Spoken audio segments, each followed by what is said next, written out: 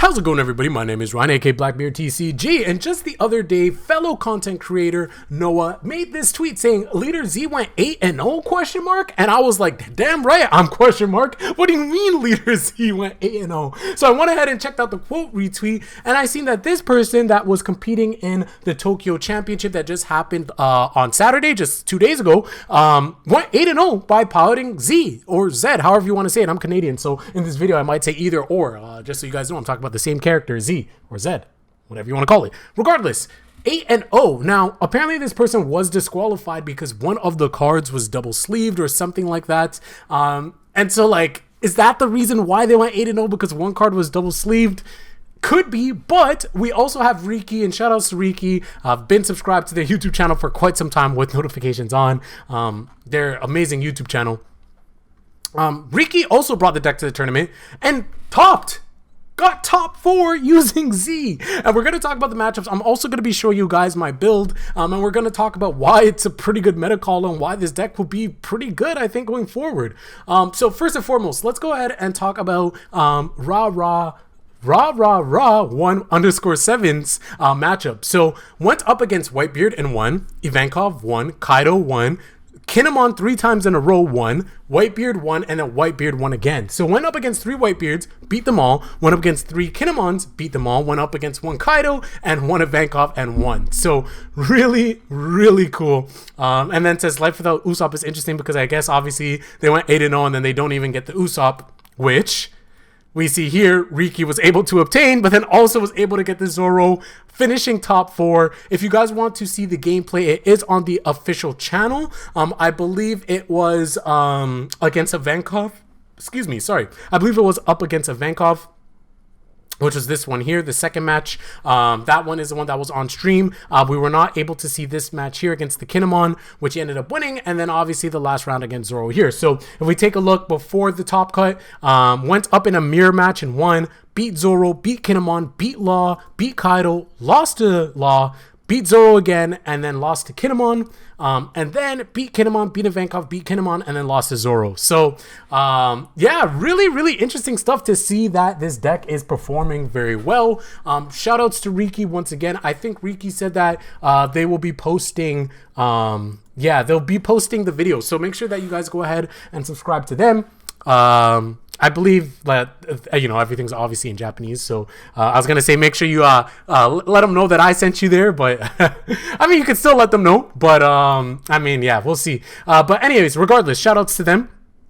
And so, yeah, this definitely piqued my interest. I really want to see Riki's build. But before we see that, I was just like, okay, let me concoct my own build, and I want to know why is this so good. And I've play tested it, and it's a ton of fun, and I still need a lot more work in terms of piloting it, trying to figure out if I want to go first or second and things like that. I need to grind a ton more games, but this deck is absolutely super fun to pilot. Now, I run 4 copies of Kuzan. Not sure if this is 10 cost Kuzan, because there's 2 Kuzans. I should elaborate which one it is. So I run 4 copies of this. I'm not sure if this is the right number. I'm not sure if I want to run 3 instead. Sometimes it feels really bad to get 2 because you don't need to. Like, again, it's 10 cost, so when you play this, you have to be in a position where, like, you're not gonna get, like, killed within the next turn or maybe even the turn after that, right? You really don't want to be in a situation where you're really screwed, which is why we play so much defense, right? We have double queen, we have double 6k blockers with Borsellino and Queen, 2 of the best blockers in the game, and then we have a bunch of 2k counters, Suru, Monkey D. Garb, Tashigi, Sasaki, right? So that's my idea there. We have Hell's Judgment as well, which is my favorite event card so far in all of OPO1 and OPO2. Absolutely disgusting card. I think every deck in purple will be just playing this going forward. Really, really good card. So we have a bunch of defense because we want to get to the point where we play the Kuzan. And then, like, if you ever do play a second Kuzan, I feel like you are already going to win. But the thing is that Kuzan synergizes with Z so well that you want to see it, which is why 4 copies like almost guarantees that you're going to see it. But I think the smart play would be to play 3. So definitely going to be looking out for Riki's build, but this is what I've been testing and it seems okay. But again, sometimes seeing that second copy, like again, I was already going to win. There hasn't been a situation where I was like, oh man, like yes, I'm so happy I seen my second 10 cost Kuzan. So yeah, in all reality, I will probably drop this down to 3. But yeah, I'm curious. But I'm just going to show you guys the build that I've been testing because, you know, I might as well. I'm not going to just make changes on the fly. So yeah, so I talked about the defensive cards. I talked about Kuzan. In terms of why I'm only playing 2 of the 4 cost Kuzan. Now, of course, this card's good, right? You're able to draw. The fact that it doesn't have counter kind of makes me a little bit sad. And then, again, it's one of those situations where I haven't really been in a situation where I was like, damn, I wish I had another 4 cost Kuzan. I feel like having 2 is fine. Being able to use this as well as 10 cost Kuzan to get rid of any white beards is always a ton of fun. If you're going up against Zoro, of course, Z can just easily pop it. Sakazuki also could easily pop it. You could even pop it with Kobe at that point. You have many tools in order to get rid of that card, which is really good. And then, of course, in the early game, you have so many things to deal with those little babies. If you're going up against Zoro or you're going up against Trafalgar Law, you have your elephants, which can go ahead and allow you to accelerate a little bit faster, blow up those little cards. You have 2 kings. I know purple and OPO 2. A lot of people have been playing 3 kings. For me, I think 2 is good. The list is very tight. Would I play 3? Like, the only time I could consider playing 3 is if, like, you know, everybody else is going to be just playing Law and Zoro. But the thing is, Kinemon is still very, very strong. And I feel like while King does have its benefits, I feel like it's not as important of a card to have against Kinemon. So I think 2 is fine in Z at least. But again, obviously, if you are playing Kaido, you have a little bit more room for it. I could definitely see 3 copies. Again, curious to see how many Riki's playing, or if Riki's playing it at all. But again, I think King has really good synergy. But the thing is, as well, is that it sets you back 2 Dawn, right? Remember, we can't play Onigashima in this list, so our way of ramping is through Jack, which we play 4 copies of. We have elephants as well. So that's really our only way to truly ramp. Outside of that, it becomes a little bit tough because then, of course, you have your queen that minuses, you have your king that minuses, but the benefit is really, really good. So it's just one of those things where you have to judge every game state, every game, every matchup differently. Sometimes you'll definitely want to use king. Other times, depending on the matchup, you might even just pitch it in order to ramp up a little bit quicker with Jack, right? It all depends. 2 Sakazuki, much for the same reason. I don't feel like we need more copies of it. It's just mainly there so we can just blow up anything, make sure our opponent can't react to it. Really good for just getting rid of those 5 cost laws as well, without needing to have like Kuzan on the board or anything to like lower it. You could just drop it down, pop something. So it's really, really good. Of course, you can trash something that you don't need. Depending on matchups, maybe you want to trash one of your elephants, which probably you might not want to do. But again, depending on the game, so you could easily just discard that. If you don't need the Kobe, you can discard that. If you don't need the extra jacks, you can discard that. So there's that you could do. And then lastly, what I want to talk about is Impact Wave. This card is absolutely amazing. I love it so much because it forces your opponent to play a different game. For example, if you are going up against Trafalgar Law or Zoro, right? They're going to have a lot of cards that have a cost of 3 or less. That's just the nature of how the deck is played.